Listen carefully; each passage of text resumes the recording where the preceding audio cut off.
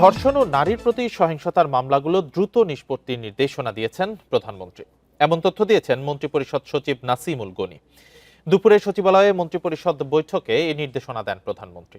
এছাড়া সামাজিক অরাজকতা রোধ, আইন শৃঙ্খলা নিয়ন্ত্রণ ও ঈদে জনভোগান্তি কমানোর নির্দেশনা দিয়েছেন তিনি।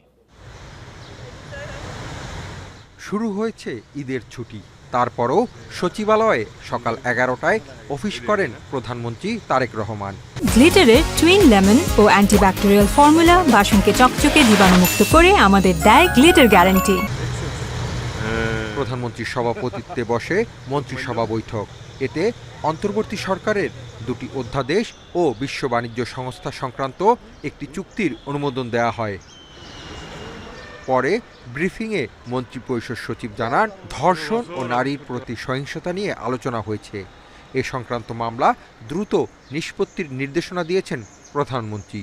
যেগুলো ধর্ষণ মামলা হচ্ছে দেশে বা হয়ে এসছে এর আগে, এগুলোর জন্য একটা স্পেশাল ড্রাইভ নেওয়া, সবগুলো মিনিস্ট্রি মিলে, এগুলো রিলেটেড যারা আছেন সবাই মিলে, এবং যে এখানে যতদূর যাওয়া দরকার সমস্ত দূর যাবে, কিন্তু এইগুলো সমাজের থেকে বন্ধ করার জন্য এবং এই জিনিসগুলোকে খুব দ্রুত অ্যাকশন নেওয়ার জন্য ব্যবস্থা করা হচ্ছে।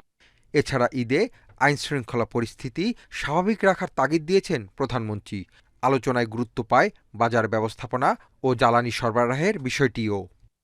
ঈদ রিলেটেড জনভোগান্তি কমানোর জন্য কি করা যেতে পারে সেগুলো রিলেটেড মাননীয় প্রধানমন্ত্রীর অনেক দুশ্চিন্তা আছে। উনি চেষ্টা করছেন জনভোগান্তি সবভাবে যেন কমানো যায়, সেগুলো রিলেটেড কিছু ফাইনাল সিদ্ধান্ত দিয়ে ফাইনাল ঈদের আগের ক্যাবিনেট মিটিং শেষ হলো।